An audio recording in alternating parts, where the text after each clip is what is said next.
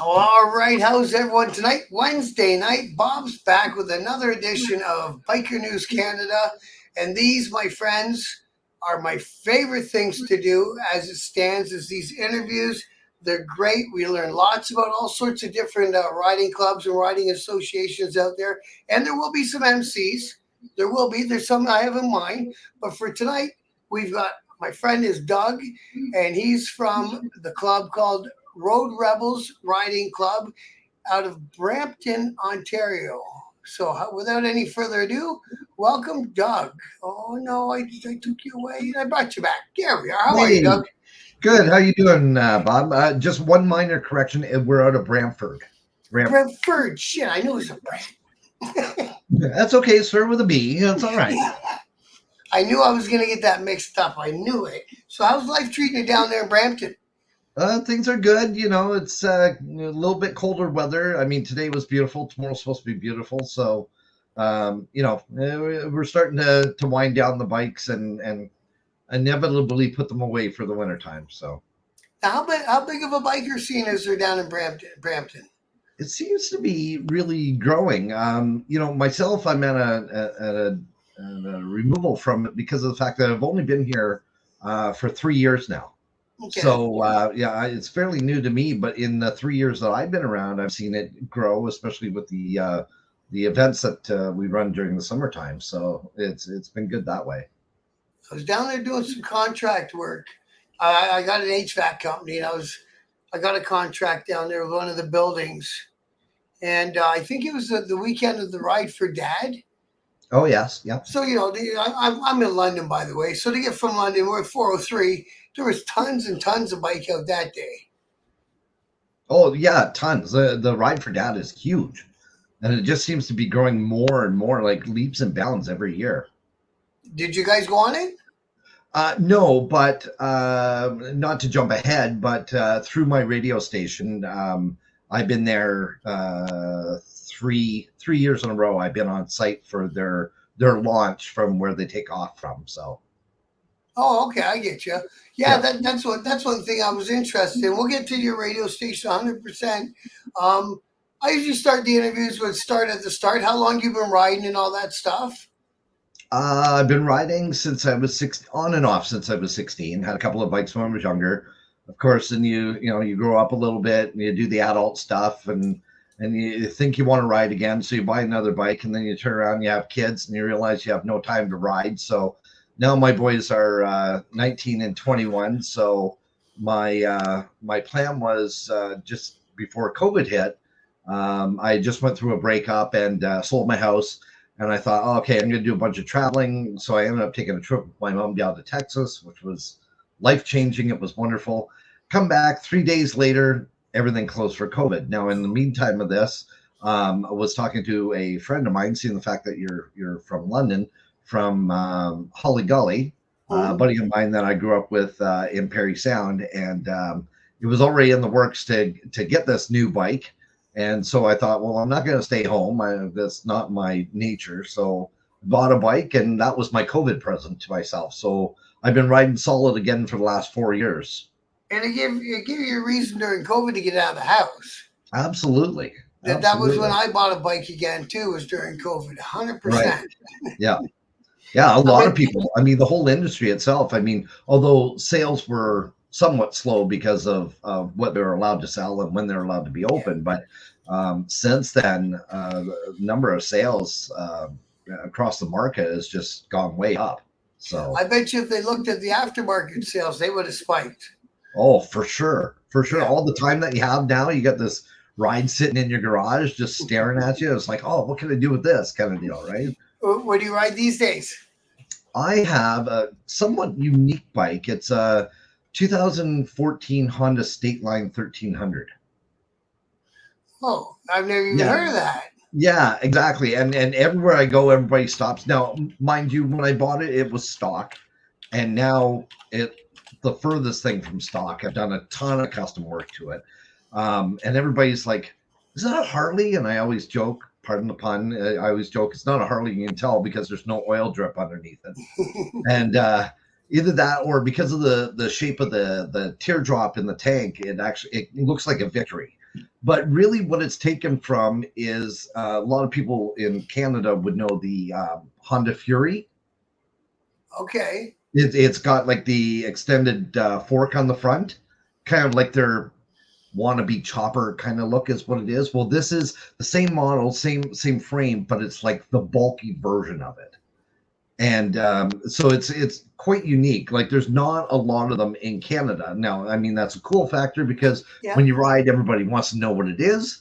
The downfall is anything goes wrong, you can't get parts for it. So you pretty much No. have to make everything for it, right? So Is it like a Goldwing, like fairings and hard bags and all that? yeah, it has a fairing, a hard bag. Like I've done a ton of work to it. So, but I mean, it didn't. It's got Harley bags on it, which I had to make custom brackets for.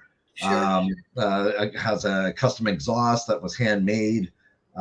Just everything about it. It's like this really cool, neat looking bike. And now I've had it for 4 years. So I've decided, well, it's time for a change. So now I got a whole new plan for it. Actually, just this spring, I actually put a suicide shifter on it. Oh, really? So yeah. That'd So be it's crazy. it is. I mean, it's pretty cool. It's a totally different looking bike. And you rode that bike all the way to Texas and back? No, I flew down. I flew down to Okay. Texas. So, but that was that was a great trip. But So the Texas thing was a mind opener, an eye it opener. was because my dad passed away 10 years ago, and so then I come up with this idea that I was going to go on this vacation with my brother and this vacation with my mom, and like I said, and it turned out to be that it just was me and my mom that went down to Texas. And just a lot of things because I grew up in Perry Sound and I've been in the West Lincoln area for the last 25 years. So I just kind of, I'm the oldest son, and went out on my own and branched out and did a bunch of things and whatever. And so I'm kind of removed from the family in that aspect. That my brother's still in Perry Sound, so he's around all the time with his kids, and which is a great blessing, and that's wonderful. But it's It's just beautiful up there, isn't it? it is. So it gave me an opportunity to go on a one-on-one vacation with my mom and just be an adult, Yeah. and just apologize for certain things I did when I was a kid and see it from an adult point of view. And that was the life change. My mom and I are close, but it just really solidified our relationship and everything going forward. So how long have you been in the Road Rebels? Road Rebels started, the brainchild idea of it started late last year, sat on it through the wintertime, finally decided through some conversations with friends that, I really have this great concept and I need to move forward with it. And so it really kind of started late February, beginning of March, and we had our first club meeting in May of this year. Oh, it's a baby. It is. It's a brand new club. Oh, that's kind of exciting for you, isn't it? You get to mold it how you want to. It is, and it's definitely been an eye opener. It's for being a riding club, I thought, oh, easy peasy, put a few people together, kind of deal, and that's not the nature of it. Things changed. When you have such a, we had such an early growth. We started with 6 individuals, mainly from the club that I was previously in, who followed the idea, thought it was a great idea. And so we started the core of it, and then just in telling people what the core concept is, and that we actually ride, being a riding club and not just wear the patch on our back. Mm-hmm. They ate right into it. So by the end of August, we already had 21 members. Oh wow, that's a lot. And we had turned away probably a dozen that we didn't feel fit the mold kind of deal. But with growth of anything, especially when it grows really fast and you have that mix of number of people from all different, we had people from an hour and a half away to 10 minutes away from my house. So, diverse in all means of Ontario and different cultural backgrounds and ideas, you're going to have problems at the same time, especially when you grow that fast. So, without really kind of getting into that, we went through a very harsh change at the end of September with, and no fault to anybody. I mean, people have different ideas, different concepts. Sometimes it works for you, sometimes it doesn't. Right. And we're actually at 9, but we're a solid 9 now. And that's one thing, if I can share nothing else tonight, is that those who are maybe thinking about starting their own riding club or whatever be the case, just take the time.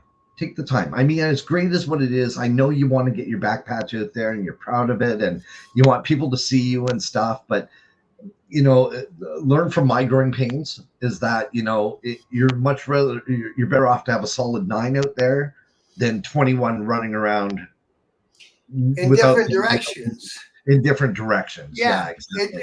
With any sort of club like that, I come from a 1%er motorcycle club background, so of course we were a little more militant in our ways. That's just the way it goes. Right. But you've all got to move as one.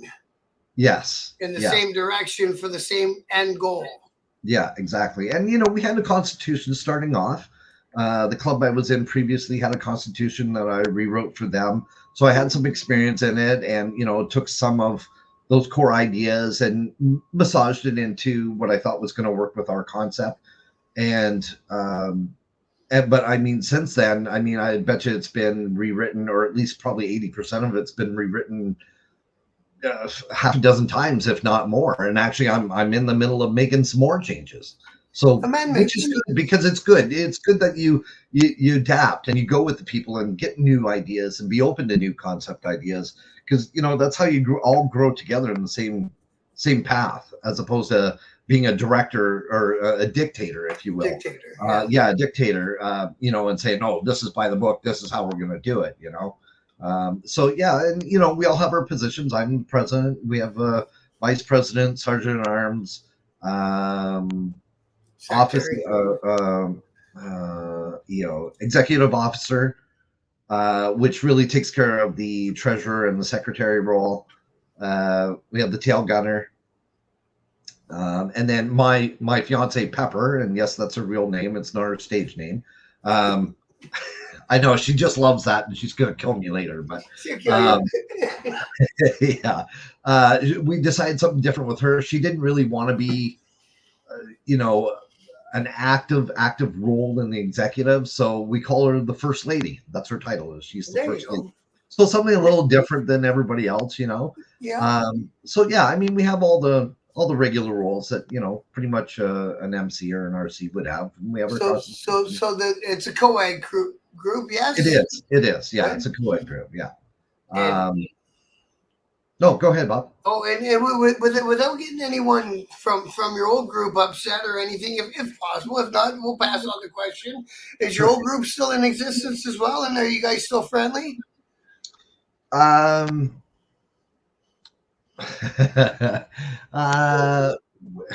It depends on the club member. Really, it depends on the club member, on both the other side and this side. So it turned into sides, unfortunately. Yeah, unfortunately, it did, and that's fine. I mean, like I said, I'd rather have the growing pain happen now than 2 years from now. Right. Although we had different ideas and different thoughts on the matter, I don't wish any of them ill.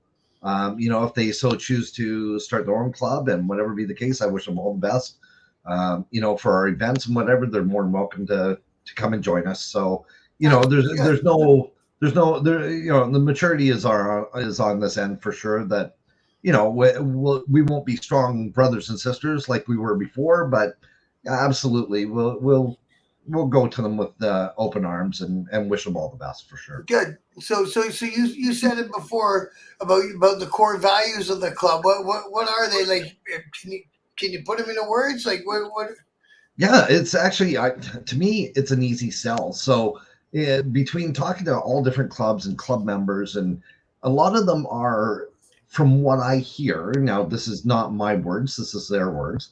They one example that I had was I talked to a club member who said they have been a part of this club for 6 years, and they've rode together twice in 6 years. It's a hangout. We wear our back patches, but we get together and we do a run once a year. But to me, when you have the title of riding club, yeah, You know, it's even to me, it's different than an MC because that's motorcycle club. So you Yeah, can have the commonality of the motorcycles, but yeah, when you're a riding club, you should be riding, and right. And that's you, the way that I see the concept. So, you do really, rides. What do you do? Your rides weekly or monthly or bi-weekly? actually, to be honest, we have a Facebook chat page, and it's nothing that's really pre-organized, if you will. We are going into 2025. We will have a mandatory spring and fall ride, Yeah. um, and we'll agree on it, whether it's just us as a club or we go and support another club. But we're all going to go together. But we literally almost on a daily or every second day, somebody will put, "Hey, anybody feel like going for a ride tonight?" And that's literally how it happens. Like Nice. I put over 8,000 kilometers on my bike this year. And Good for that's the most you. I've ever done. The most I've ever done was last year, which was 5,000. So, I mean, we were riding together, even short jaunts for an hour, hour and a half, just the point of getting out, maybe go have a cup of coffee, whatever. Just Yeah. the, the brother and sisterhood of it being together, probably 2, 3 times a week we were doing it. And to me, that's a riding club. You ride well you can in the season. And so there, it's without structure but with structure, and that was the easy sell of it. And people are like, "You guys actually ride?" Yeah, we ride all the time together. You know what I mean? Um, Between that, and we're not about making money. Right. We don't do a ride every year, or I mean, this obviously was our first year, but we have no intention going forward. So just the backpedal a little bit. So when I was with a previous club, we had started the Bell City Bike Nights, and I was the commander, president of that chapter itself. Oh, maybe Uh, I was picking up. I've done some posts. Like the way I usually do my channel is I fish through Facebook. Sorry to interrupt, and I get at yeah, whatever events coming on, and then I'll talk about it. And I showed you on the screen. I'll put the poster up. I'm sure I've mentioned the Road Rebels in previous stories. you did. One guy specifically at the end of your podcast we had a previous conversation, me and this other gentleman that you had on your podcast, and he was telling you about the Road Rebels. He talked a little bit about my radio station kind of deal, and you said, "Oh, I'll have to look Doug up," and whatever else. And that's how this all kind of has Okay. metastasized to this as well. Which actually still Joel is his name, Oh and yes. yes, yeah. So that's who it was. So.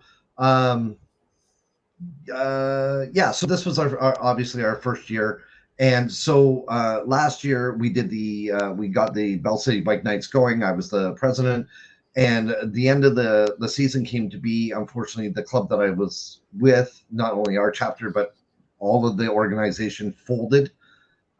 So Nicole from the Gunners Club in Brantford came to me and she says, "Doug, it's an unfortunate circumstance of what's happened, but would you consider running the bike nights next year because we did so great this year?"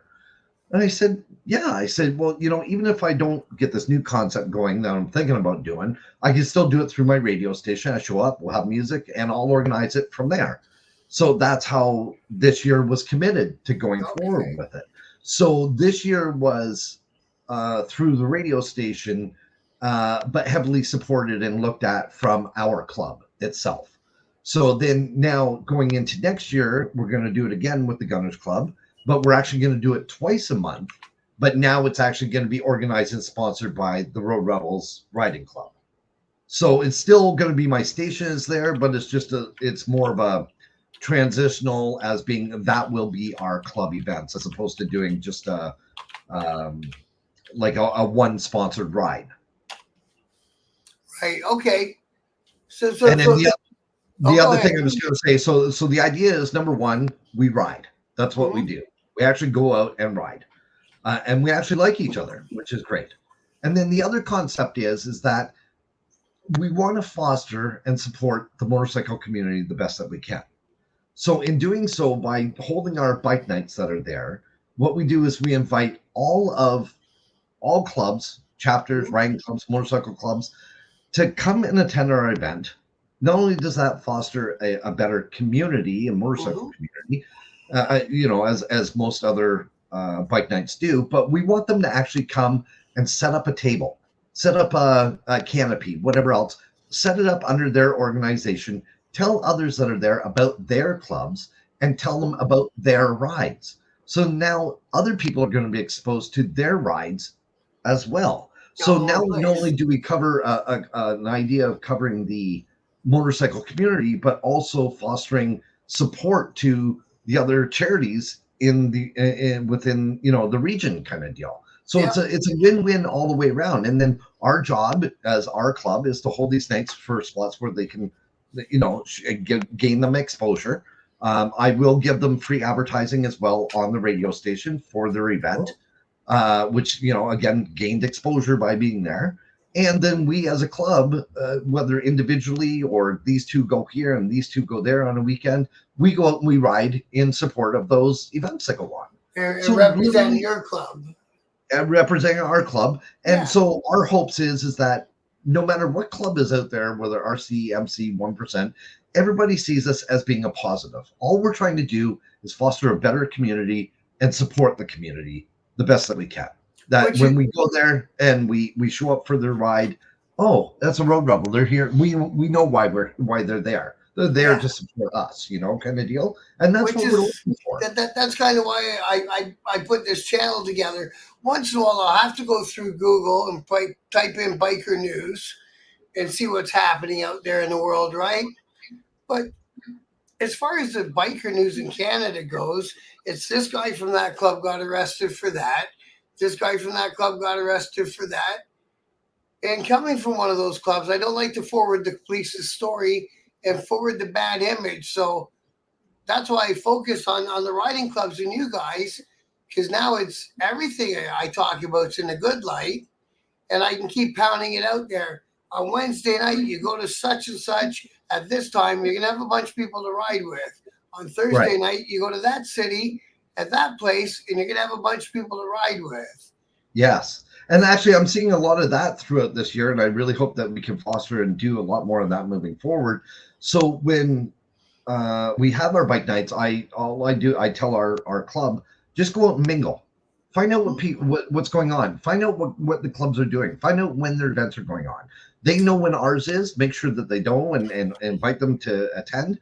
And then what we do is it seems to be, and one example, and just to throw it out there, is the Tilsonburg Bike Night.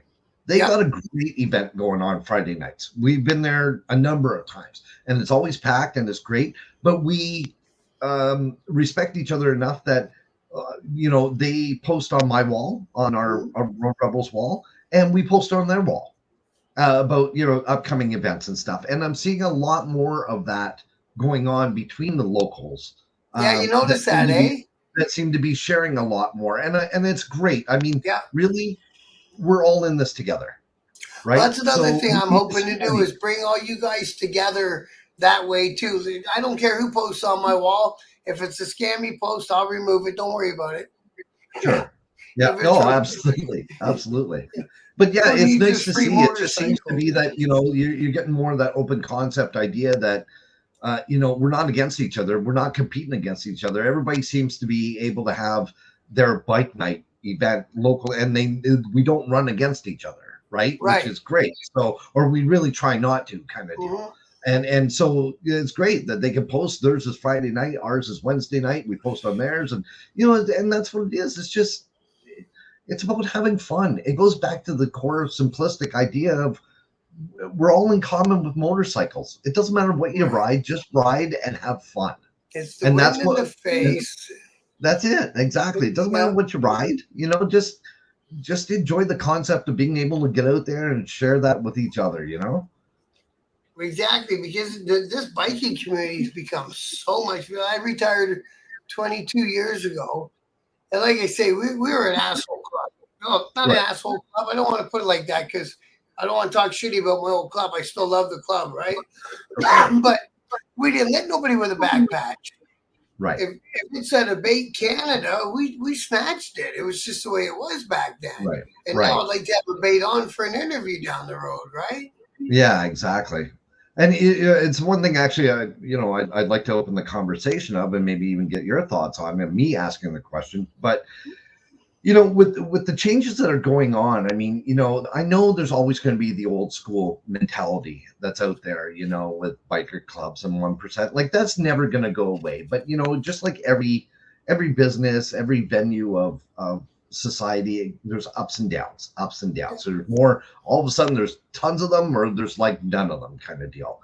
And the one thing that I kind of seen, and I'm thinking mentality wise, I would like to see go forward is, we have this thing where, if you're going from, say, a rider club, which seems to be the concept overall idea is that, it's just whenever you can get around and ride and you ride together, you got maybe a patch on your back, give me your $100 or $50, I'll throw you a patch. And, it's very, very easy. But if you take a look at a lot of riding clubs now, they are running under the premise of, say, an MC. Under the structure, the discipline has absolutely nothing to do with wanting to be an outlaw, has nothing to do with wanting to be a 1%. It's just the norm of what we know our society has been with under the umbrella of being an MC. So the issue is now with so many women that ride, if you go by the old school premise, first, I mean, it was only men. It was just the way it was. And then now you are seeing other bike clubs come to be, and it's all women. But what do you do in a case like us who are blended men and women? We have to stay to an RC because you're blended. Because we're blended. But in all intents purposes, it's run like an MC. Right. And yet being told by certain people, if you're going to be an RC, be an RC. If you're going to be an MC, be an MC. Well, you won't let us be an MC because we're men and women. Yeah. Right. So what's your thought on that? But then there's also there's different types of MCs as well, right? There's some MCs that don't want the 1% or diamond. Right. And they're still an MC. Right. And then because of digging through this sort of stuff, I discovered that there's all female 1% clubs. Oh. Which I found, wow, good on them. I say good on them. For sure. I don't see any reason, especially we're in 2024, where you can say that because I'm a man, I can ride my motorcycle better than you because you're a woman. Right. Absolutely. I totally agree with that. Hands down. Yeah. Hands down. It's down to the dummy behind the behind the bars. Absolutely. Well, it's funny you talk about how long I've been riding. So way back in the day when I was 16, of course, there was the 90-day permits, right? And living in Parry Sound, you wrote your permit for 90 days. And if you happen to have an extra long summer, then you wrote it again, right? So I got, you just write your 90-day permit. Back that time, you could get insurance for a month at a time. You didn't have to worry about getting it for a whole year. Yeah. So I got behind that. And then, here it turns around that I sell the bikes and I'm being an adult and trying to be responsible and paying the bills. And now I decide that I want to buy a bike. Well, now I'm stuck in this graduated licensing thing. Me too. Right? Because I never got it. Yeah, I never got it. Right. So I looked at it and I'm like, okay, well, it's going to cost me this much. Or if I take the money and knock the rust off by taking the course, it's going to come out a little bit of savings. So I went and I took the course, and it was run by two women in my course anyways. And they did stuff on bikes I've never seen guys do before. Hands down. They were incredible and great instructors. And just to kind of toot the horn as well as when I bought a motorcycle for Pepper for Mother's Day 2 years ago. She never rode before, but loved being on the bike. I knew she always wanted to, so I bought her a little 600 Shadow. And no, you bang it up, you're not going to worry about it, kind of deal, right? So I took her out the one day, and I said, okay, so what I want you to do, I did the basics, right? You hold on to the back, don't even get it started, just push her around the parking lot, kind of deal, just as we all know how you start off, right? So then I said to her, I said, okay, so now, and she knew how to start things, but I'm like, okay, turn the key, press the button, get it going. I said, okay, so if you put your press down once, you're going to go into first. And I said, that's your clutch. She puts it down, she releases the clutch, and away she went. She is the most naturally talented motorcycle rider from the get-go that I've ever seen she just got it. Like that was it. Like second year, third year, back down, back, and like she had never rode a motorcycle before. Well, there's So one. it just goes to show you, the sex doesn't make a difference. Like just incredible, and that's I think a lot of changes need to be made with the overall concept of things. Like there's just no way of controlling anymore the ideas and thoughts process of what people are going to do with their motorcycles or Well, what they want to exactly. be a part of or what they don't want to be a part of. And it's, even if it gets down to a numbers game, right? Like, I mean, at one time it was like, this gang has got this much and this club's got this much, and, Right. your rivals back and forth. Well, you take a look at some of the riding clubs. I mean, look at Southern Cruisers, right? 300 plus people, right? Compared to an influential club, if you will, that might only have 35 in Ontario. Absolutely. So, Well, because yeah, who's going to be able to tell who what they're going to do and what they're not going to do? yeah. Then now, Right? are they doing the things like in the States they have NCOM and all that? Are they doing that with coalition of clubs where you guys all come together in one place and speak once in a while? Hey, I haven't seen it. I would love that. I would so open the door to that because I think Oh yeah. it'd be so great. And that's what it is. It's not about arguing back and forth of who's right and what ideas are better and whatever No, else. making plans. It's just making plans and Yeah. looking forward for the whole industry as a whole and how like there should not be any animosity at all on the road. Like No. we should all be out there together, whether we have a patch, we don't have a patch. I stop and for years and years, even before I had my motorcycle, if I saw a bike on the side of the road and I had to go up and go over the highway, turn around and come back, I would stop it. I stop for every single bike regardless. Yep. Even if it's just say, hey, you find, oh yeah, goodbye, I'm just having a smoke or, whatever be the case, right? Like that's, to me, that's the mentality that should be out there. Like we should all be in this together, regardless of, because I like riding with this few people and we think it's cool to have this patch on our back because it makes us feel good. It has nothing to do with any other organizations of what's going on. And that's one thing I'll tell you a secret about 1% clubs. It's not a secret. I'm letting out of school, but the deep down thought process of 1% clubs is it's us against everybody else. So it's the same mentality. Now, obviously, if you're in conflict, you might be a little wary. But if you saw a man from another club getting stomped down by 4 guys on the side of the road with a broken motorcycle, you helped. Yes, absolutely. Whether And they're the other team or not. That's the unfortunate part too. Is deep rooted and deep seated, and like I'm not here to crap on any club, any organization whatsoever, but I just think overall that they would have a better, I don't even know what the word is I'm looking for, but you know what, if they're worried about, this is what we do and this is what you like, why don't we worry about what we do? Because we don't care about what you do.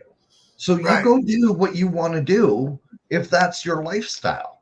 But really what you do in that lifestyle has nothing to do with us whatsoever, And, so in the same vein, don't worry about our little riding club. We're going to go over there and have some coffee one day, and that's what we're going to do. Yeah, exactly. And we kind of got a taste of that early as well. We had, we all know, anybody without having to tell too much, what we need to do if we want to start a new club. Mm-hmm. And I was very, very, very proactive when it came to that to make sure I had crossed my T's, dotted my I's. Yep. Got everything okayed, if you will, kind of deal. And we're, I don't know, a couple months in, and without giving the whole story away, we're told in uncertain terms that we had to change our back patch. Mm-hmm. Even though things looked to be okay in those meetings for a couple of months. And we did right away. I mean, within 24 hours, it was off and redesigned, and and everything turned out to be really cool. But it just come down that one organization did not tell the other organization. That's all it come down to. Right. And I get it because and this is the other part is realistically, whether people like it, don't like it, oh, you can't tell me what to do. Yeah, We're well, playing yeah, they we're, can. we're, we're playing somebody else's game. Right. We are playing in their world, in their game. And if you don't like it, then don't try and play in the game. And And there's a that's reason. you got to There's be a reason there is respectful. biker protocol, and there's Absolutely. a reason it's called biker protocol. Absolutely. You Absolutely. know, And like, that's totally respectful. Like when we have like our bike nights, for example, right? I make sure to go over and if I can find the most senior person in that club that's come, and I yeah, always extend my hand, thank them for coming, and that's not just there, but anywhere we go, and most much of yeah. our club is like that. We're always very respectful, and we get it that and even the biker culture itself would not be what it is without the other Without clubs that we know that right. started it all up. So you always have to have And that. coming from a one percenter background, the answer is always going to be, we've spilt blood, put men in the Yeah, ground, and yeah, spent years in jail for this, yes, right? yeah, and that's what And I'm saying. And yeah, we all should have that, and not just for them, but for all clubs, but oh, especially for them. And I get it, but it's just I just wish that some of the mentality would change of don't worry so much about what the other 99%, if you will, right, are doing, and just focus on what you're doing, because we don't care what you're doing anyways. right, right. We're not going to step on your toes or get involved. No, like that's the whole It's thing. not Like our scene. if pass by and you don't want us to give you the two finger down, or you want us to, or like whatever, set the rules so we understand. Yeah. But make sure that everybody's all on the same page together. You know what I mean? Well, like especially watching and becoming friends with all the American biker news guys, like they'll spend a week discussing a video about a guy from a 1% club yelling at a guy from a Japanese bike about how he passed. Right, You right. know what I mean? Like It's obviously don't it's a pass like it's a bozo. Yeah, I've been watching lots of the YouTube stuff on different clubs in the States and whatever else. And in all honesty, I think we got it pretty easy and pretty good up here. Yeah, yeah, We do, absolutely. because they don't play around at all Nope, down there. nope. And I know there are some clubs and even individuals that are here that take it very, very serious, and that should be respected. And I have no problem with that. But I would say culturally, overall, there's a big difference from Oh, geez, this side of the border and that side of the border. especially when everyone down there's packing on both Yes. sides. Yeah, for sure. You know, Granny's packing. That's right, exactly. Now it's yeah, that's good. You guys should look into one of those. I bet you there is a federation thing for all the clubs. What else are you going to talk about? Nonprofits. One of these days, I'm starting to put the feelers out to get a lawyer who specializes in nonprofits and come to a sit down with me and they explain to the different riding clubs about becoming a nonprofit and what its benefits could be for your club. Did you guys go down that road? No, we've not gone down that road because one of the biggest concepts that I wanted to stay away from was, and I even held out for the longest time. I didn't even want a treasurer because I didn't want us making money, because Don't want no money, yeah. money is the root of all evils. And then you got this club member that fights it. No, we should spend it on this, or we should do this with it. If you don't have it, you can't fight over it. So, that's really what it comes down to. And so I'm still a big believer in that. I'm still a big believer that, if we're in it for riding, we should ride. There's enough expenses that come out of that, and whatever be the case, that we don't need to be making, money as a pot. Because if you don't have it, you can't fight over it. Actually, that's a pretty good thought process. That's the simplest one out there, isn't it? That's right. You can't fight over it because 90% of the different riding clubs will either do one big ride and donate the money to such and such, or a weekly bike night. And you can't really charge money for a bike night anyway, but take it in donations for something, right? A lot of them did food banks this summer. Right. I noticed, right? Just, again, someone's got to lug the ship, but anyways, it's all doable. And, but yeah, if there's no money raised, especially as far as dues go, and then you start getting clubhouses and paying bills, et cetera, Yeah. it becomes more than you wanted it to become, I guess. Right. And, I think that's the whole thing is, aside from the concept, overall idea of this being the brainchild of it, you got to go with those that are going to be around you and you want to be around and Mhm. what their ideas and open their idea because, that's how you grow stuff. And some of it's going to work, some of it's not going to work, but at least you got to be open to those things. And so one of the things that we implemented in our club is that any vote, anything that goes to vote has to be 100% vote. It can't be Oh, 80%. It can't be, it's got to be 100% vote. And so now, since we have scaled back, like I said, that we have, 9 members, um, we, as opposed to having 21 ideas, we only have 9 now. And yeah, those yeah. 9 all seem to be on the same page. So we actually have a member who has a bit of land and whatever else. And he's got this shed. It's like I don't know, 10 by 14, 10 by 16, whatever shed. It's just holding a bunch of crap in it. We just recently decided we're going to make that our clubhouse. And it's nothing fancy. It doesn't Yeah. cost us anything. We're all going to contribute drywall, flooring, wherever means that we can. And it's just a place that now we can call our clubhouse, if you will. And the same thing as with dues. We've decided, and it was a number of them that had said it. It wasn't me. It wasn't my idea. We should have at least some small little pot Mhm. that we should have. So we decided as of November 1st, we're going to start at $10 a month.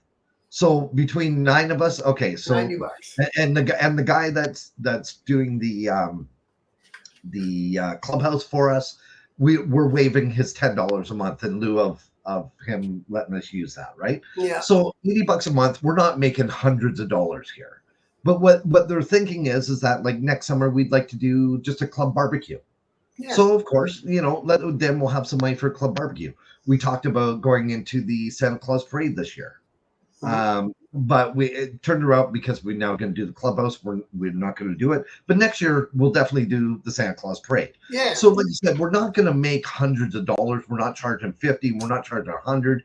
In the case like if it was Pepper and I, if it was $50, well, that's $100 a month. And as you know, everybody's pretty tight for money these days, right? Yeah. I mean, I know $100 only buys you 2 bags of groceries, but Exactly. still, it's the idea that we're not in it to make money. I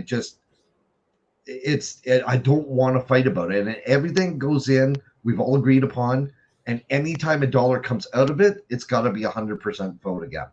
And then, So and that, I've had people actually ask me questions. I think on the Facebook group, what do you think about a club that has this clubhouse? Is it in the president's garage? And so therefore he says he gets to be president forever. And it's like, well, that's kind of an internal question. I can't answer a question for right, any particular outfit, right? right, Generally, if it's a riding club, you're all supposed to be buddies anyway. right. And if you're not buddies anyway, then what the hell are you doing? And I'm pretty sure you guys can figure out which amongst you needs to be the boss that year and which can do it next year. You know Yeah, what I mean? Like, absolutely. I mean, and I think that's the important thing about when you start a club is don't rush into it. Don't, oh, hey, 4 or 5 of us, let's go, let's throw some patches on us, whatever else you need, whether you're a riding club, an MC, whatever organization. I mean, because I have a big business background, but you need structure, you need discipline, and yeah, that's the importance of writing a constitution, yeah, is so that way those that sign on to come with you, there's the rules. There it is. And if you don't like the Constitution, either we can have a chat about it, we can talk about it, or if you don't like it, then we're not for you. And right. that's totally cool too, and that's not a problem. It You doesn't know, mean you can't ride with us. yeah, exactly, You know? absolutely. That's right. I mean, we're open to riding with lots of people. You know what I Yeah. mean? We got a Now, in motorcycle. our case, we had there was a couple of hiccups this past year that we learned from. And we do invite others to come out and ride with us if that's what they want to do, friends, family, whatever be the case. But they have to ride behind us. Right, right. They Yeah. don't get to ride with us, right? Just because we tried that and it didn't work for our safety for Right. our riders. So first and foremost, the club has to have its own safety. Yeah. So yeah, it's important, and you have to have those ideas and concepts on paper. Because of that, if you don't have that, then to me it's lack of leadership too. And it's because nobody has the overall idea of what you're really supposed to be doing. Right, right. You know? Yeah, you gotta have some sort of purpose, or what was the point of going through all the steps, right? Absolutely. Absolutely. So you guys see that the group I'm getting on next week, they're in a younger age bracket. They're in London. They call themselves the London Free Riders, and that's how they do it too. They have a chat open up on Messenger, maybe Facebook. But anyway, they say, who wants to go for a ride? Let's meet at such and such at this time. Whoever Yep. shows up, shows up. Yeah, that's exactly it. I mean, it could be on the fly. I mean, by the time that we're done here tonight, there could be a new one saying, oh, tomorrow's supposed to be 21, 23, whatever, who feels like riding tomorrow kind of deal. Like it's literally on the fly unless we do have a monthly meeting and, we go through our executive, then we open it up to the round table for others to bring their ideas or whatever to the table as well. They're welcome to, and they're encouraged to bring, oh, I heard about this ride that's going to be happening or that ride that's going to be happening. Yeah. And, we keep a list. And typically what I like to do, if you go to the Road Rebels pages, try and support them. So, whoever it is that's out there, maybe I haven't even heard of this group before, but I'll post it for others to see, because that's what we're doing, is trying to support all the other clubs that are out there. That was something I was going to say. We were talking about it with one of the guys from the States, and they're motorcycle clubs that aren't 1%er clubs. They call them a term you use, a 99% club. And Right. they're starting to have a position on their council of the social media relations person. Right. Oh, yeah. To track down all the stuff, right? Yeah. Yeah, absolutely. I mean, at this point, because we are still in infancy, I am doing that. But I mean, I do spend a lot of time doing social media with my life anyways. So it's not for me out of the realm to be able to do this. But yeah, I mean, eventually down the road, there could be that, there could be a social media title or, whatever be the case kind of deal. Right. Or, I mean, but that's, again, as we were talking about earlier, is these are things that are coming up in changes in society that we have to adapt to, because life and general and society is just changing in general. And we got to get rid of some of those old school mentalities and even just loosen the strings a little, to make those changes for them to happen. Did you see that video on the Gardner this week of those bikers doing the burnouts and the donuts? Yeah. Crazy buggers. Geez, I don't know why our insurance is so high. Yeah. Right? I saw one of the comments from somebody, I think, who was in it, and he said that the traffic was all stopped anyway, so they were kind of keeping the cars from going 50 feet so they could do. But still, I've seen them down there on the QEW blocking off the whole highway down around Oakville, just messing around. Yep. And that's the whole thing, and I don't know if it's time and age or whatever else, but, I think we start to see things a little bit different the older that we are, and a little bit more responsible and stuff. But, like, I know that there are guys out there 40, 50 years old trying to be rebels on the road, if you will, for lack of a better term, and, fly by you doing a $1.80, $1.90, like in a split second, everything can end. I mean, it can end doing 40 kilometers an hour. Yeah. You know what I mean? Like no, actually was it this spring? This is past spring. We were in Simcoe, and me and Pepper were in Simcoe, and she rides ahead of me. And we're right down the main street, and, in a blur of a second, she was just distracted a little bit and looked up, and there was brake lights. Now, she had lots of time to stop, but it was just a panic. That's all it was, an inexperienced panic. And she went down on her bike and laid the bike down 40 feet. Thank God, she didn't break her arm, or she ended up going to the hospital getting checked out, really kind of banged up a little bit kind of deal. Cosmetic, big deal. You can always fix the bike, right? But that was all it was. And that was at 40 kilometers an hour. Yeah. So, that just goes to show, and, I know I'm probably preaching to the choir here, but, like that, like there is no need at all to do stupidity like that at all. You know what I mean? And then have them kids out there on those bikes doing that shit on the road. Those things aren't registered, insured, or they're not even have a bike license. No, exactly, and that makes it. They're going for it. Unfortunately, it does. Yeah. Because if they hurt somebody else, then that other person doesn't really have any recourse, do they? That's right. Exactly. You know, because I know what I'm doing. Bullshit. We all know what we're doing. Well, We all know what we're doing. the one that I love are the guys, no, the people. Let's say the people who are out there in riding in a t-shirt and a pair of shorts and flip flop. Obviously, you've never laid down a motorcycle before. Like it's written all over you. It's written all over you. You've never went down on a motorcycle. With my Street Glide, I'd ride with the t-shirt and sneakers on. Okay, but do you have jeans on? Yeah. Okay, well you still have jeans on. That's okay. That's fine. I mean, I do the same thing, but like, yeah, and not that a t-shirt and jeans is going to save you either, but at least you put some thought process into, if I go down, I might have a prayer here. You know what I mean? And you know what? No matter what, when I ride a motorcycle, I put a pair of gloves on. I ride with gloves too. No matter what, it could be a million degrees out. It's going to be your hands, right? So yeah. And in this spring, I did even I'm as bad as I went to the end of my street and there's a stop sign. I stopped, and then I turned the wheel like that because I was going to do a U-turn and come back. And as I was letting out the clutch, there was a car coming, and I grabbed the front brake, and the bike laid itself down. Yep. It didn't hurt nothing, and I was just laying on the crash bars, so I couldn't get it back up by myself. I had to yell till somebody helped me. Oh my God, what a drag!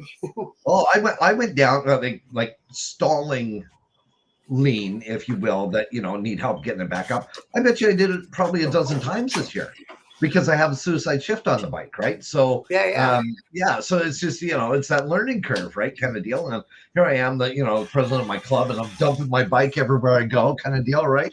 But it's we're all gonna go through stuff, and that's okay. I did that with my buddy. Make fun of myself, so. We're coming out of a gas station. I stalled it on the clutch. Oh, fuck. It happens, though. It happens to everybody, right? So you get it going again and keep moving. What's a Hey, shush. My dog wants to talk. No, man, no. Go, buddy. What, yeah, take him, honey. Thanks. But, want to throw on the Facebook page. I'll share the screen with the Facebook page here so people can have a look at what it looks like. Where am I? I'm having a hard time here. That one.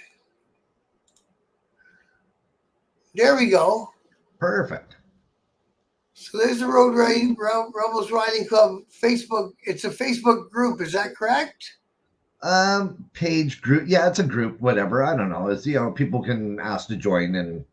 A couple of questions to answer, but that's where we run all of our events. We show some pictures of what we do and the fun that we have, and what's that one? Oh, is that near you guys? Yes. That's an ice cream stand, isn't it? Yeah, kind of ice cream. They have hot dogs, usually pulled pork on a bun. Nice.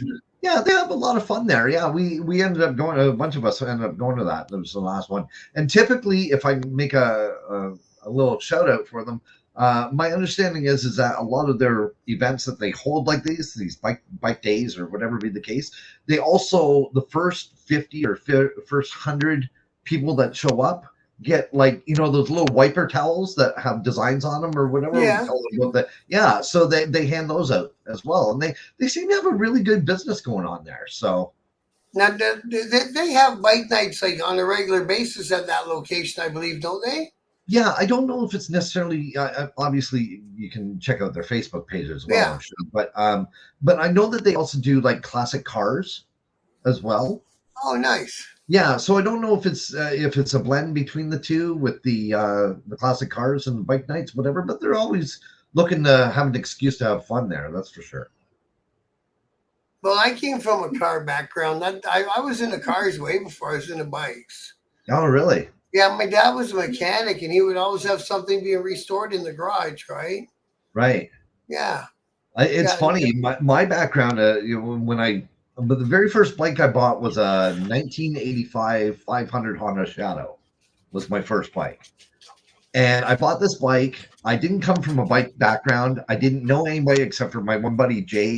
He had a 400 Yamaha, and I don't know. It was something about it. It was just maybe even young. I recognized the culture was different. That's who I am. I always like doing things that are different. I like buying and making things that are different, and I'm like, yeah, I could do this bike thing. That'd be cool, right? So Yeah. I ended up buying this Honda Shadow. It's in my driveway, and this is the story that I tell of how I learned to ride the motorcycle.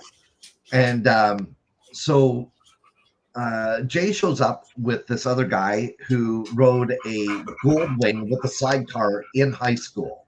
Okay.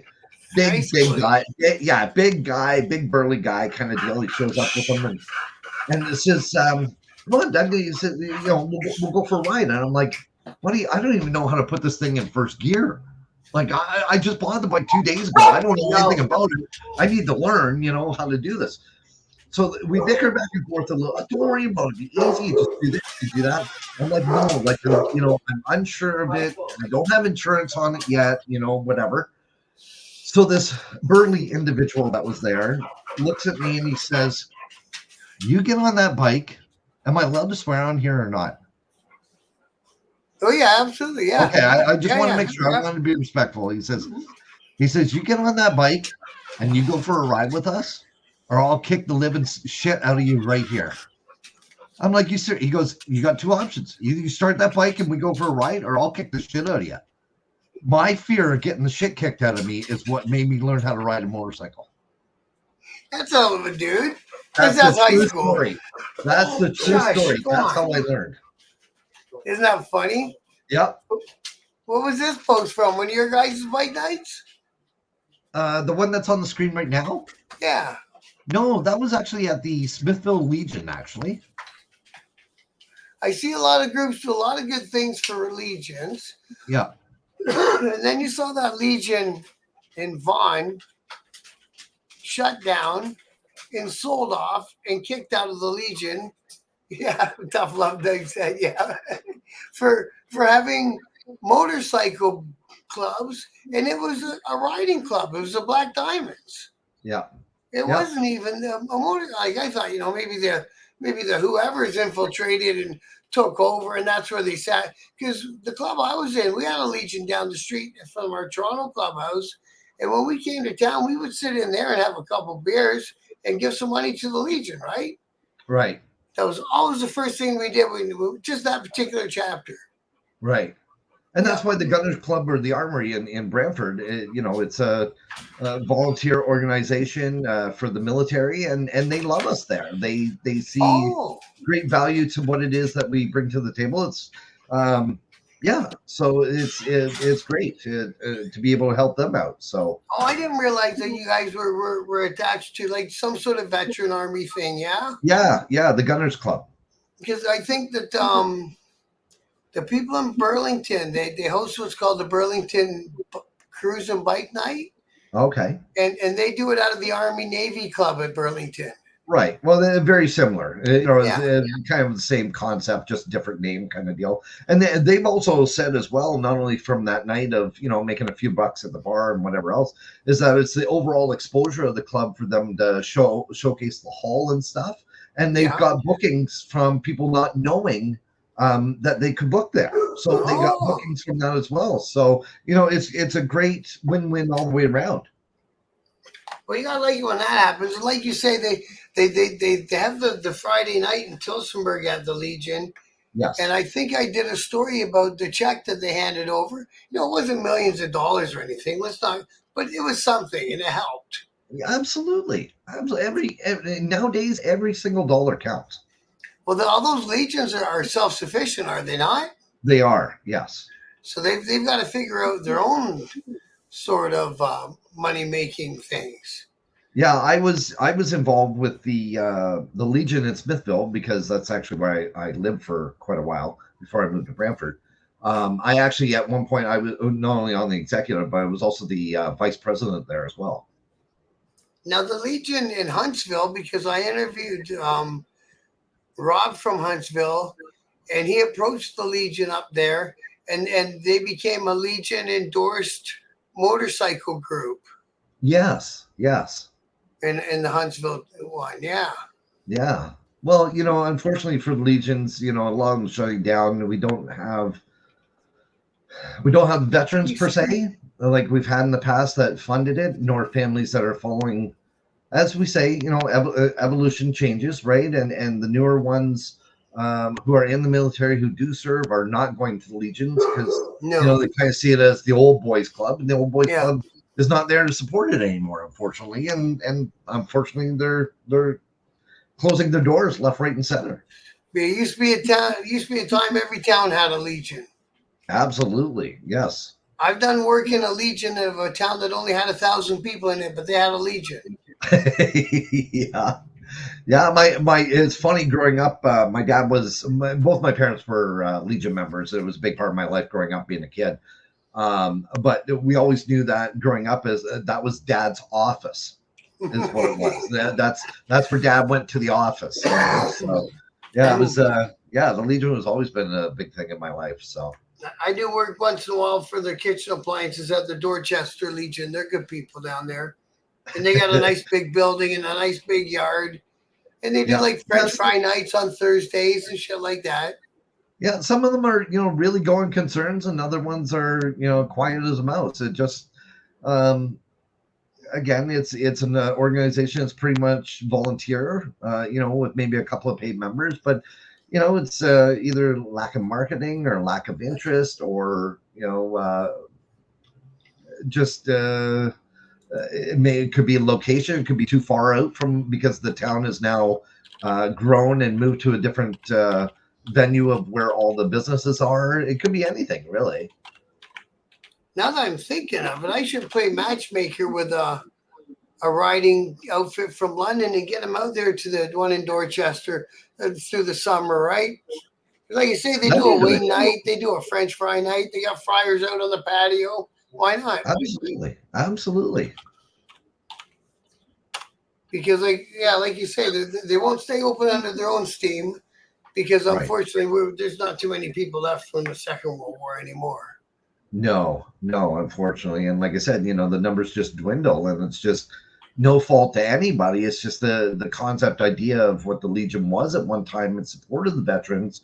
I think a lot of people go, well, there's no veterans anymore, so why am I going to the Legion?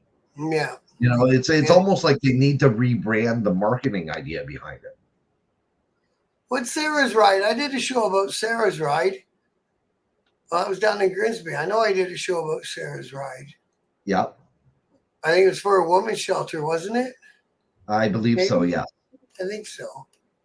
Yeah. Yeah, and these are the guys. Oh, this isn't the same people from Burlington, but the Burlington Bike Night and Social Cruise, they always raise money for their Humane Society. Right. And you try to get these guys on one day, the Blackhawks. The Blackhawks? Yeah, they're the oldest club in Canada, eh? Yes. That's the big thing with them guys. There's I bet you in your area, I can think of 5 or 6 clubs right off the top of my head, just in your area, right? And yeah, and that's and more the merrier. Like there's no competition. It's all good as long as we're having fun.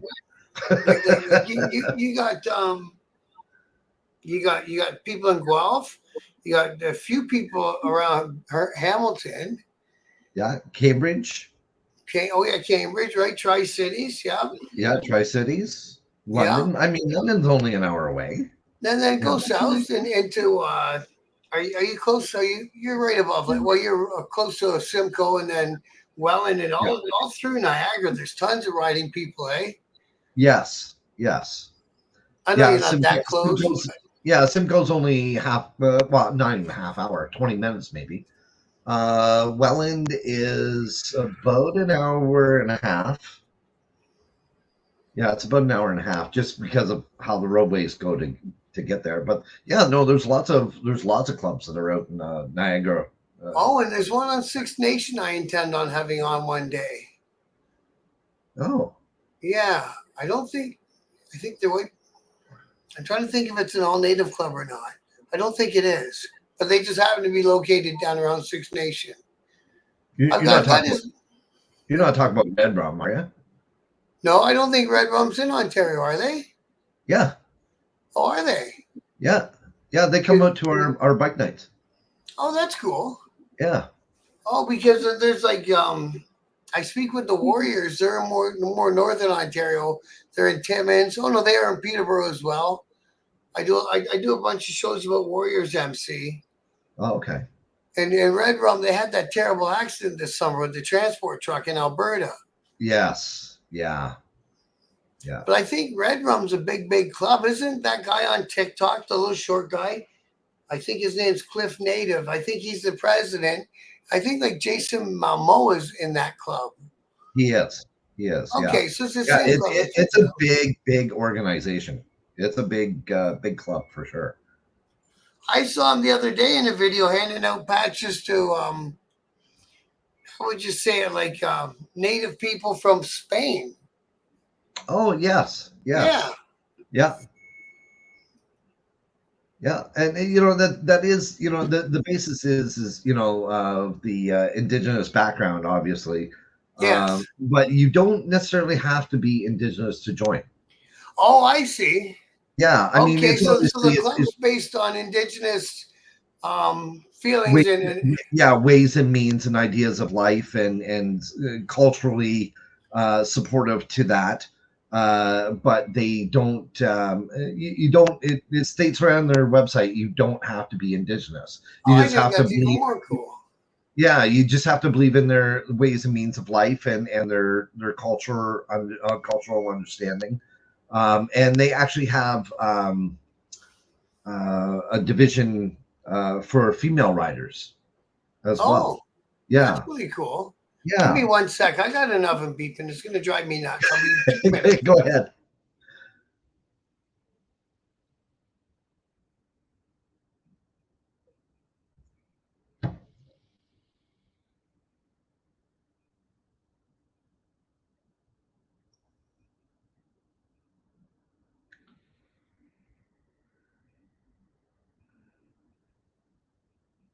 You're on mute, I Bob. asked my son to turn it off, and it started beeping when he was walking the dogs. Oh. He can't be two places at once. Poor guy.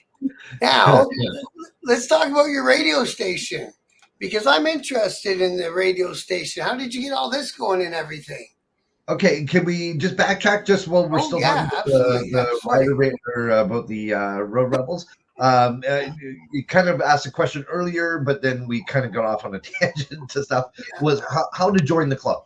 Oh, yeah, Was yeah, the yeah. question. So between October 15th and March 15th, we don't entertain any new members at all, any Okay. new applications, whatever be the case. We think 6 months of the year works, and then we focus on regrouping and seeing where we want to go for the next riding season without trying to throw the mix into it. Because being a riding club, we want to see how you ride. We want to see how you mingle. We want to see how you fit into the rest of the club. And it's hard to do that through our Canadian winter months, right? Yes. So there is an application that they fill out that I take a look at, and I, check mark kind of deal, circle anything that I think should be questioned. And then I pass it off to my vice president, Matt. Hi, Matt. You are famous because I mentioned you.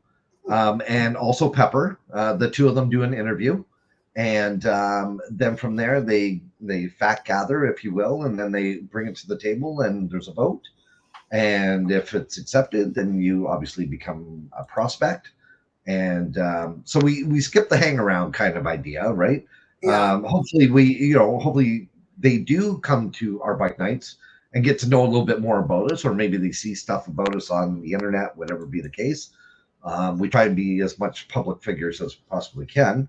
And then, so then they become a prospect, and then a certain amount of time has to go by. There's certain criteria that are there that we're looking for in the individual.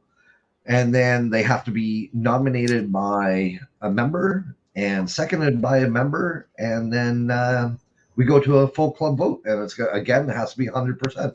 Is what it is. So do you do a prospective probationary period, or just it's either you're in or you're not in?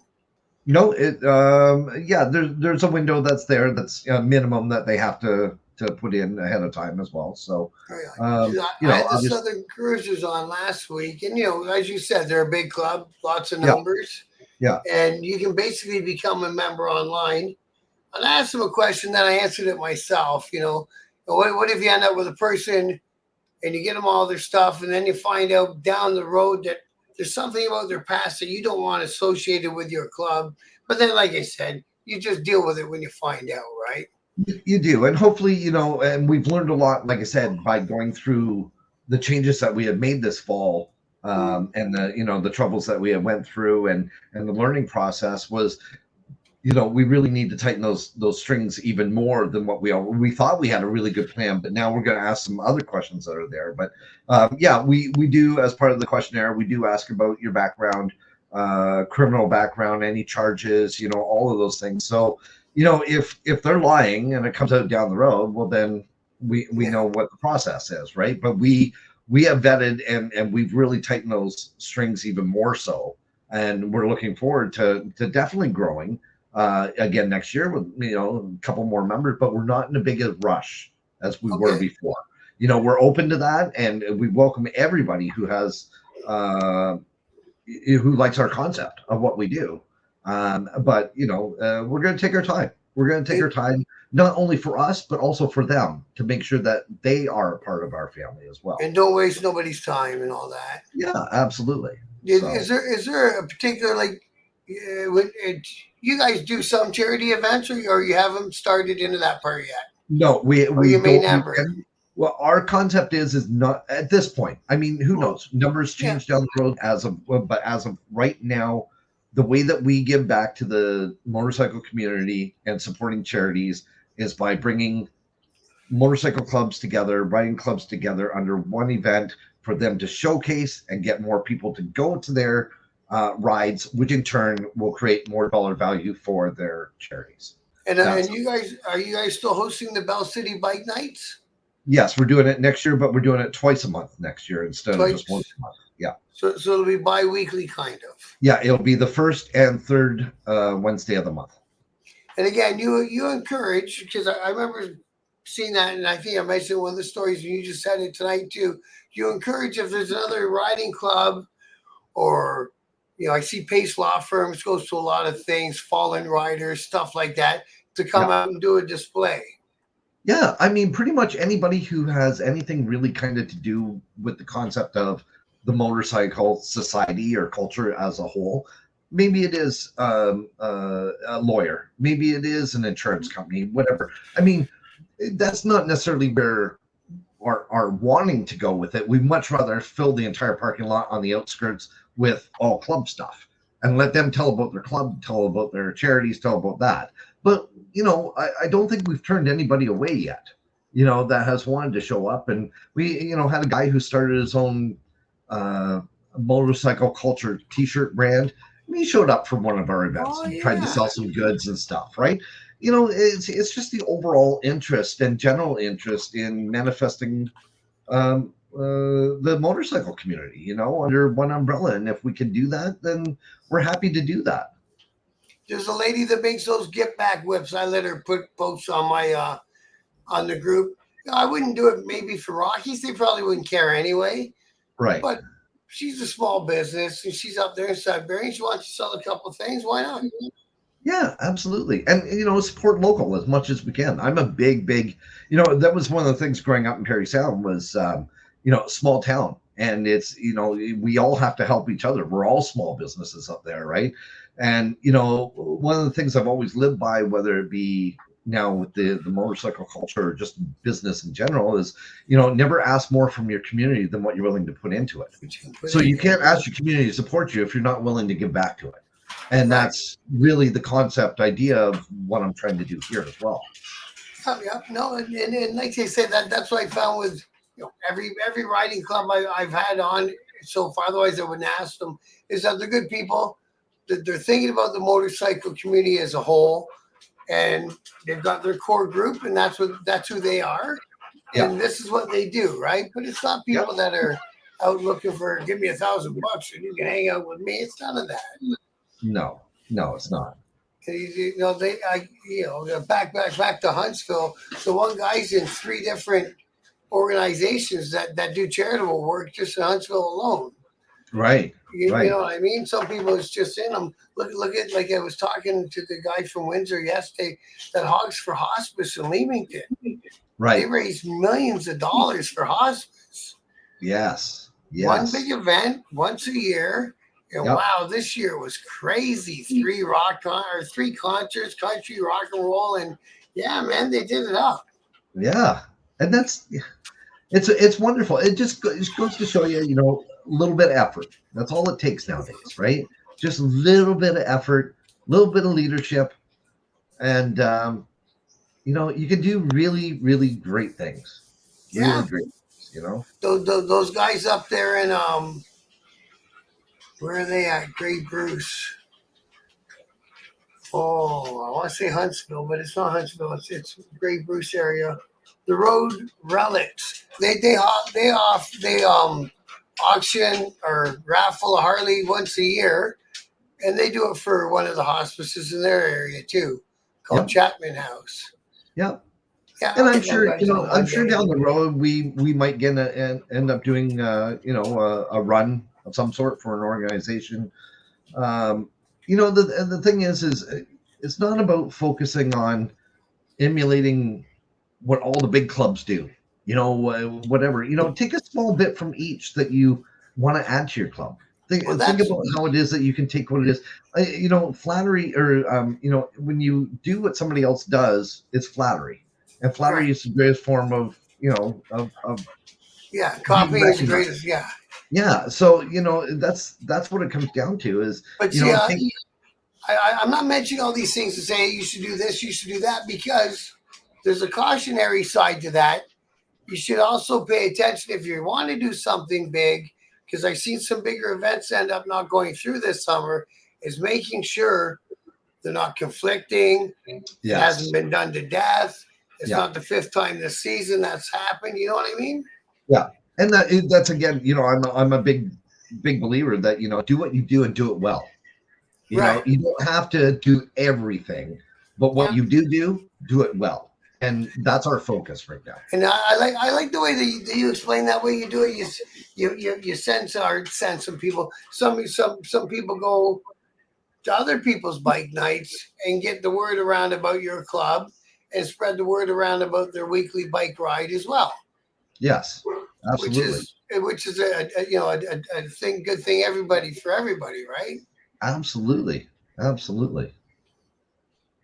Now, what'd you do with this radio station? I'm dying. I used to be a disc jockey, well, and a strip joint, but before that, I did parties and shit. But anyways, whenever I went to a house party, it was always give me the stereo. I'll play the music. I was that guy. Yeah. No, absolutely. Yeah, music's always been a huge part of my life, and I dilly dallied out of. Oh God, there's so much I could tell you. There's such a long story to it, but so growing up in Perry Sound, we had our local AM station. It was 1340 CFPQ is what it was, and of course, way back in the day, they would have. We'll take caller number 9 right now, and you'll win 2 tickets to the Strand Theater. Kind of deal. And so, of course, here I am, this little kid, 9 years old, and I'm calling, and now every Friday I'm showing up at the station to pick up my bag of loot that I've won through the week. And, it got to the point where it's like, well, no, I won one of those last week. Can I have one of those instead, kind of deal? So I become like this staple for the radio station every Friday, kind of deal. So then, by being there so often, you get to know the broadcasters and, the announcers and the jockeys. And so they just, this one person, ironically, his name is Doug. And he kind of took me under his wing. He was the morning man. And he's like, oh, do you want to see how, of course, dating myself, how we play the music, right? So, of course, it was all 45s back in the day. And, how the whole idea of how to lift one up to put the other one down. And so and of course I just come from a musical family background, so I just ate this right up. I thought this was just the greatest thing.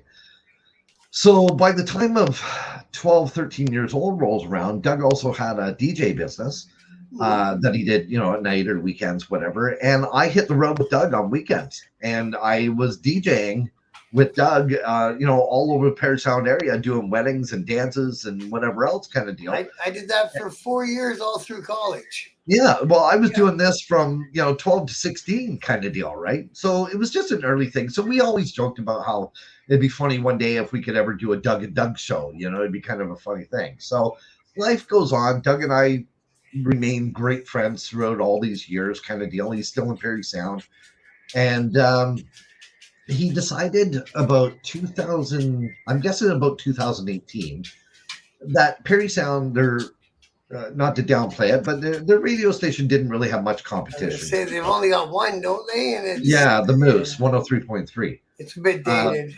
Yeah, exactly. That was kind of the feeling of it, right? And Doug is, the old school jockey that believes, still that AM idea that he needs to talk to the people kind of deal, right? So he came up with this idea to do this online radio station. So the radio station, he gets it going. Things are starting to move and rattle and shake. And so we, joked a little bit about, one day we could do the Doug and Doug show. So now COVID hits, and Doug's radio station is really going off, and I'm unemployed at this time. And so he says, how we talked about doing the Doug and Doug show? He says, I don't know if we can do that, but he says, I got an opening for a Friday night show if you want to do a Friday night show.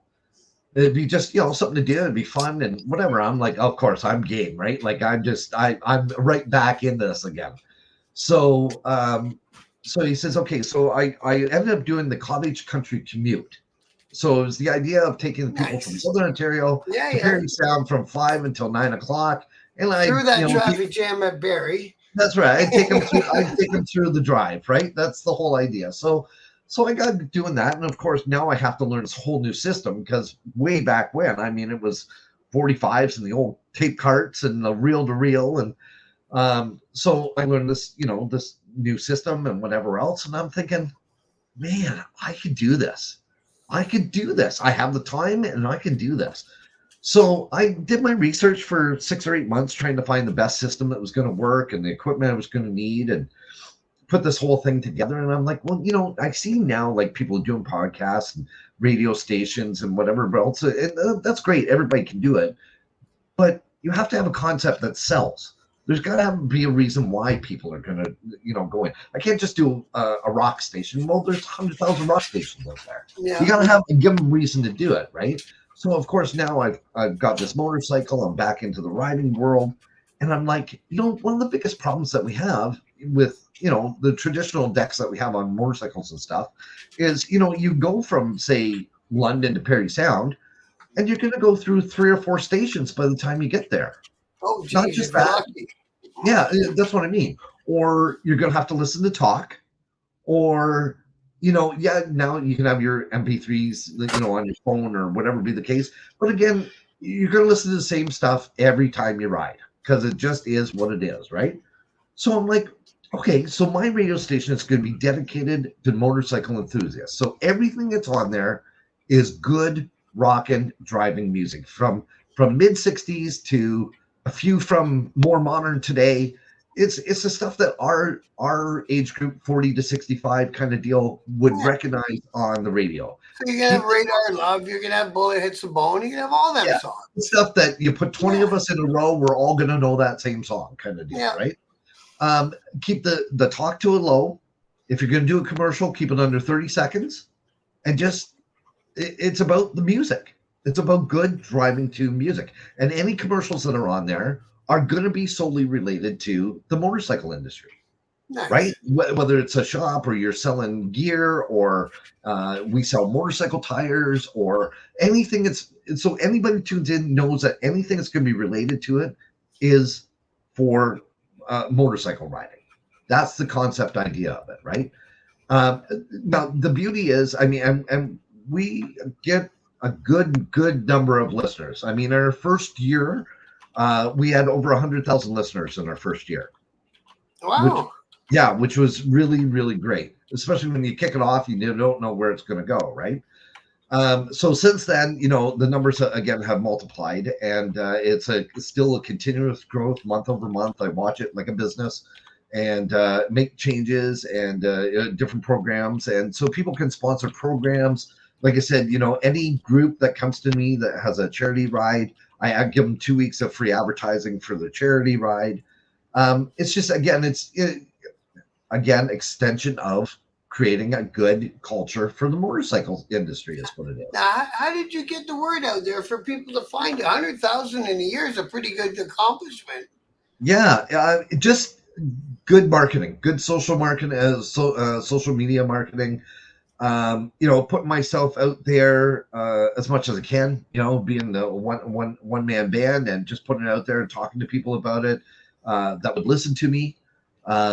And then in my second year, then I lined myself up with organizations that were doing these charity events and runs and whatever, and I would go there and play music right there at their actual start of the event or whatever be the case. So now people are, oh, you're the guy from Rider Radio Rocks. Beautiful. Right? So yeah, so now they're putting the face with the name is what it is, right?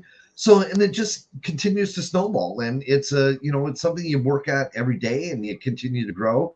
And in my first 3 years, well, I'm coming up November 15th, it'll be 4 years, but in my first 3 years of business, I won 6 different awards.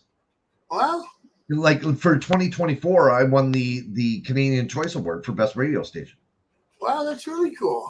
Yeah. So, I must be doing the right things, kind of deal. And the beauty is the advertising dollars that people are spending with me. I can't stress it enough is that it's dirt cheap compared to what you're going to pay for terrestrial. The average cost for a commercial in Ontario right now in terrestrial radio is $75. Yeah. The maximum I charge at Supreme and doing a show is $10. I did two little rounds. I think there were 2-week rounds for my heating and cooling company on the classic rock station in London. So not even FM 96. And I got one job out of it. Yeah. And the other thing about it is that if you take a look at, if we, 92.1, you can take whatever terrestrial radio station you want, you're going to spend those advertising dollars to a mass market. But what percentage of that is your actual market? Right. So it's great that we're even giving you a deal and we're going to, $25 a spot, whatever, and we can get it out to 300,000 people a day. Well, that's great. But what percentage are actually wanting your product? Well, like you say, in my business, how many people either got a broken down furnace or want a new one?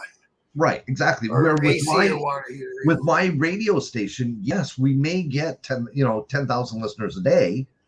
But the thing is that those are 10,000 people interested in the music industry or the motorcycle industry. The biker culture, yeah. Yeah. So dollar for dollar, it's a much better buck. Because the people overall, you might get the odd person, obviously, that tunes in through a friend or whatever. But overall, you're looking at 99% of those who tune in feel like, and this was the big concept that changed last winter that I saw, was that people were telling me that they're listening to it in their man cave or their garage or their basement or whatever, or we have it on at the house and whatever, because it's like ownership. They feel like it's their radio station. Yeah. Because cool. it's the cool thing, right? Because this is my motorcycle radio station. I listen to it while I'm on the bike, and in the wintertime, while I'm tinkering with the bike or doing whatever, I still got my station. It's a sense of ownership that I find a lot of my listeners take to this and the concept of it. Yeah. One of the other guys who does one of these biker news things, he hosts a radio station on the side from him too. I always wondered why. I was also wonder how come he does that. Here in Ontario? No, he's in Michigan. Did I lose you? No, I didn't. Okay. Yeah, most of the ones now, as far as I know, and I've done a ton of homework. They're not in Michigan. Some Illinois maybe. These are the states. A lot of them do say that they're the biker radio station, but either what they do is they have it on from say 7 till midnight. They'll run it, and it's only at that time, or they might do 2 or 3 different days a week where they're online with it, but the rest of the time they just play music. Where the station that I have, Rider Radio Rocks, is 24/7. It's a full-fledged radio station. Nice. Yeah, So you do all the programming? I do it all. One-stop shop. Now that takes some doing. See, nobody understands how much thought has to go into shit like that. Yeah, exactly, right? Only Especially somebody for else the who's relative to the business can understand that, right? So, yeah, like the bigger channels and all that stuff. Where is he? So his no, I don't see his link now. He's called Insane Throttle, but I know he does a I know he does some sort of radio station. I know he does. But yeah, he's one of the guys. There's some guys down there who've got big amounts of followings. But some guys will get right into the news and they know more about it than say I would. I just know whatever's on the internet, right? right. And again, it's so and so got arrested for such and such. Down there, Right. they get into stuff like conflicts and shit like that. Thankfully, we don't really have that too much up here anymore. Right. And it's also a numbers game in the States, right? Whatever we have one of here, they have 10 there. Right. So I might get 10,000 a day. They might get 100,000 a day. Of course, it sounds huge, but they also have the population to manifest that too, right? Yeah. They've got, like you say, they've got so many. Is it 10 times more people? Or is it even The more? ratio is relative to 10 times more in the States. Yeah. I'm waiting to see who wins that crazy election down there. That's the other thing that maybe the average Joe, just because it's not really on top of mind, why would it be, is how much what happens down there affects us up here. Because they're our biggest trading partner. For sure. When their economy goes in the shitter, ours does right after, right with it. Yes, usually it does. I mean, I think through the last couple of tough times that they had in the States, I think we've done okay on this side of the border. But the unfortunate aspect with the circus going on in the States, and I don't mean disrespectful to that, but I mean you're not hearing a lot about what they're running for, what their purposes are. You get the odd one that comes out here, the odd one that comes out there, but they're all about, oh, what did Trump do today? Oh, what did Harris do today? Or what's going to sound good on a 10-second clip? Yeah. Trump used 3-ply toilet paper today while he was in the men's room. Yeah. Like it's, and I feel really bad for the States in that aspect of it, is that, it's, what are you voting for? Are you voting for the person, or are you voting for the concept behind they the made person? the last two elections, the Dems have made the last two elections about anything but him, which has worked to a certain extent, but you still got to have your own policy to ride into town on. Right. She released some shit online, but she won't talk about it. Right. And then he says little snippets that make no fucking sense. It's like, that's not how government works. Yeah. It's unfortunate, as I'm sure you have X number of fans that are down from the States and, listening, watching, whatever. And, I talk to a lot of people as well. And, it seems to be the concept of, I'm going to vote for the person that's the lesser of the two evils. Yeah. It's not necessarily how good they are. It's the lesser of the two evils. And unfortunately, we're going to get the exact same shit up here. What's that? Unfortunately, we're going to get the exact same shit up here in 2025. I think it's really going to make it's hard to say. It's really hard to say. I think it's going to depend on whether or not Trudeau stays in the seat until that election. Yeah. I really think but it's going to be hard to wash the Trudeau stink off as a liberal rolling into the next election, even if he does step aside. Right. You know what I mean? Because God knows if he steps aside, he wants, what's her name that's always with him? The second in command. He wants her to be the person. Freeland. Right, Freeland, yes. Yeah. And the whole country, when they look at her, they think about him. Yes. Because she's been there lockstep with him on every stupid thing and everything he does. I've never met a man who does everything so fucked up, Legalize cannabis, great. It's going to give everyone a chance to make some money in the industry. Beautiful. But you got to be rich to be able to open a dispensary. And now who's opening the dispensaries? Well, the money laundering act places for the people he didn't want in the industry. Yeah. You know what I mean? And Yeah. they all are. Yeah.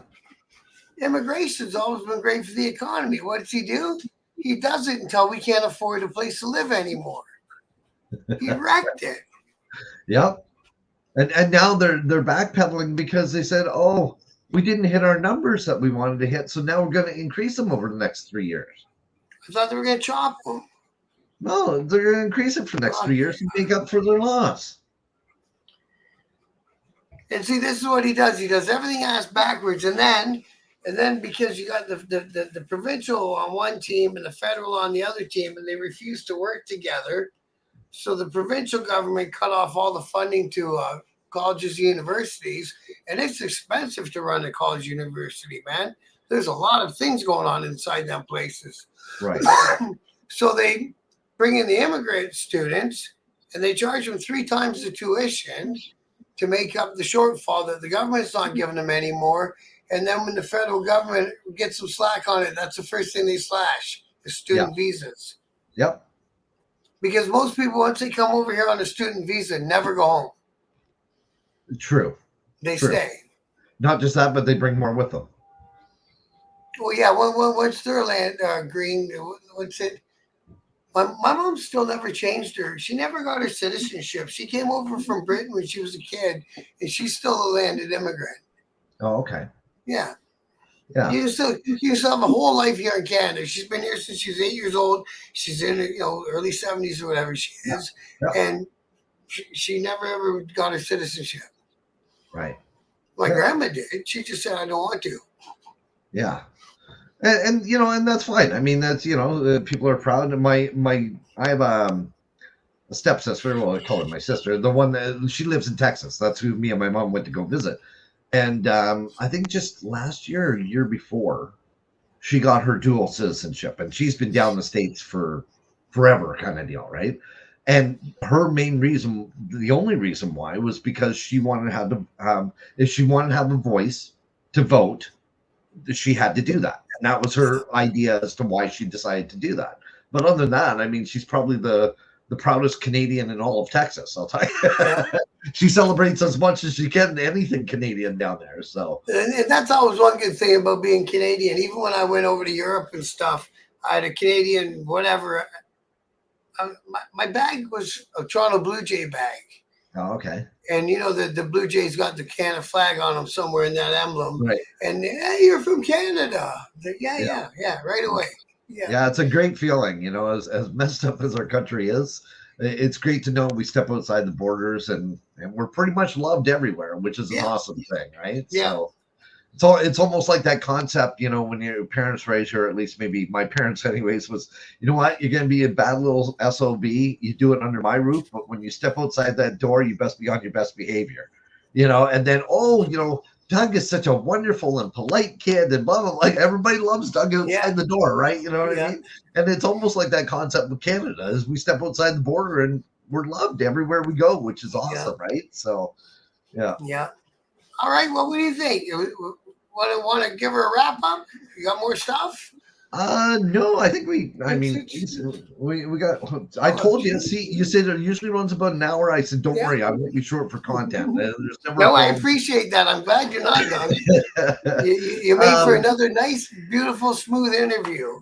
That's great. I appreciate you having me on, and I hope that this relationship, both in friendship and in our businesses, I hope that we can piggyback each other. I'd love to see that go forward.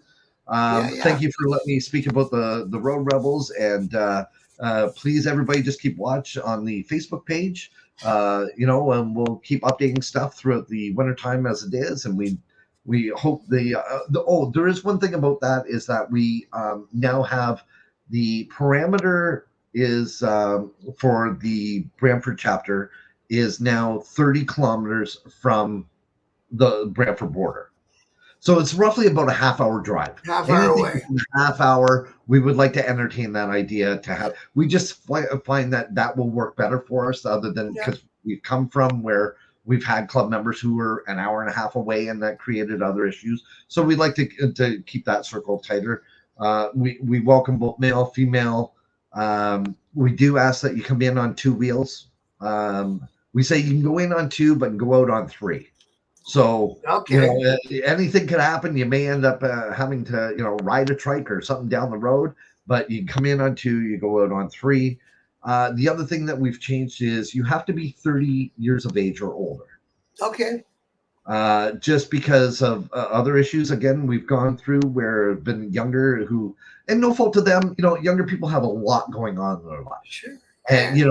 just trying to figure life out in general, right? You know what I mean? Yeah. And so we find that it seems to work better with those that are 30 plus to have the time to commit, to be able to ride with us and do things at a riding club. So that's what we ask for.